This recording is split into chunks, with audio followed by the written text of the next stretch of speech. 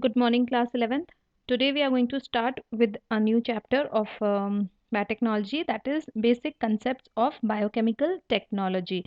See, in the kitchen technology or the ancient biotechnology, you have studied that various microorganisms are used in certain way to create new things. Similarly, in the modern biotechnology also you have studied that microorganisms have been used in the production of many useful products, and for the growth of these microorganisms, a particular type of culture medium is required. When we are allowing the microorganisms to grow somewhere, we need to provide everything feasible for the growth. Okay, so what happens here? We need to keep a check on everything which we are adding in our culture medium. There should not be very much acidity in the medium so that it hinders the growth of the microorganisms. There should be a pH maintained over there. There should be a buffer. You know, buffer, I'll be telling you what is it. So we need to just monitor how the growth of the microorganism in a culture medium alters the composition also. Because see, when a microorganism grow and carry out different processes for its growth, it is giving out certain byproducts, and these byproducts or these products may be having a different pH, which may altogether change the concentration of the culture medium. So ultimately what will happen? The end product will only affect the microorganism itself, and the microorganism growth will be stopped. Okay, clear? So for this, first we will be revising a few topics which you have already studied in chemistry. So here is the first topic. The first topic is acid. What is an acid? You must have been studying it since class 6 onwards, I think. So for you in class 11th, an acid can be any substance that furnishes hydrogen ions by itself, or furnishes hydrogen ions when the acid is dissolved in water. Okay, it is based on the classical ionic theory that the strength of an acid solution does not depend upon its concentration but on the number of H plus ions it produces. Okay, so this theory was this there was one another theory of Lorry and Bronsted theory, which said that acid is a substance which is able to donate a proton. Proton, what is a proton? Proton is nothing but H plus. So one and the same thing in both the concepts, whether it is the ionic theory or Lorry Bronsted Lorry theory. So what happened here? Basically you have to understand that acids are furnishing H plus ions or the protons. Second are the bases. Bases are, of course, similarly like acids, they are furnishing hydroxyl ions or OH negative ions. Clear? So what happens here? A base, according to another theory, Lorry Bronsted theory, a base is a substance which can accept the proton. So who is producing the proton? The proton is produced by the acids, and bases are accepting that protons. Okay, clear? So what will happen ultimately? The pH of the solution, when the acids and bases are mixed in proper concentration, the pH remains normal or neutral, that is 7. According, what is now pH? pH is the hydrogen ion concentration, or you can say power of hydrogen also.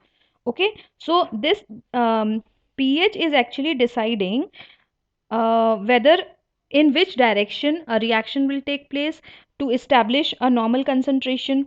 Acid, you understand, is a substance which gives H plus ions, and base accepts a proton. So there can be a pH. pH, you understand, when acid, we are talking about acid, the pH of acid is in between 1 to 6 or 6.5. 7 is neutral, then above 7 to 14 it is base. Clear? This you know, pH scale you all know, it was just for your better understanding. Now there is one more magical thing called buffer. What is a buffer? A buffer is again an ionic compound which resists any change in its pH by absorbing certain quantity of acid or base without undergoing a great variation in the pH. See, buffer is very important while making any microorganism grow in an artificial culture medium which we are providing. Why? Because I told you, whenever a microorganism um, is growing, it is producing byproducts. That byproducts may be an acid or a base. So that acid or base may alter the exact concentration, may alter the overall pH of the culture medium. So if we add a buffer into the culture medium, what will happen? Buffer has a capacity to resist the change. If acid is being released by the microorganisms, these buffer will accept the acid, will accept the protons, and there will be no change in the concentration of the culture medium. Thereby there will be no hindrance in the growth of the microorganisms. So our experiment will go on and on and on. Clear? So buffer is a very important thing in all the cultures which you will also will be doing in class 12. In class 12 we have certain practicals where you will be growing your own bacteria in your own culture medium. You'll be preparing the culture medium. Then these concepts of acid, base, pH, buffer will come into account, and you will be asked that why a particular buffer is needed. What is the use of such and such buffer? Now, what is buffer capacity? Buffer capacity is the strength of a buffer. How a buffer, for changing the pH of a buffer, what is the amount of acid that has to be added? After how much addition of the acid, the buffer also cannot retain. That means a buffer solution is able to, generally what happens, a buffer solution is able to retain almost constant pH when small amount of, understand here, small amount of acid or base is added. Okay, then the quantitative measure of this resistance of pH changes by buffer is called buffer capacity. So this is the capacity of buffer to resist the change. What is the buffer capacity of a particular buffer? It is the capacity to accept this much amount of acid or this much amount of base without showing any change in the pH. Clear? Now, buffer actually plays very important role in metabolic activities because all the metabolic activities are taking place by action of certain enzymes. So enzymes are functioning on a particular pH. So buffer is the most important thing for a biotechnologist to understand and use effectively in any bacterial culture. Clear? Now, types of buffers. There can be various types of buffers, but you have to study these majorly three types of buffers. First is the acetate buffer.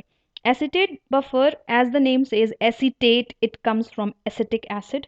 So this buffer has, the acetate buffer is a mixture of acetic acid with sodium acetate, okay, in varied ratio, so that a wide range of pH is being monitored. The pH will be around 3.7 to 5.6.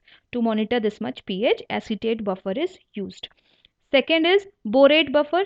Similar to the acetate buffer, borate buffer is made up by mixing boric acid with borax in various ratios. So this can also show the pH change. Borate and boric acid is slightly boric acid is a weak acid. So here what happens, this buffer will be active in the range of 7.5 to 9.2. The third type of buffer is phosphate buffer. Again here it is made up of hydrated disodium hydrogen phosphate with potassium dihydrogen phosphate. So in varied ratio and ranges between the pH of 5.7 to 8. So these types of buffers you need to understand. Okay.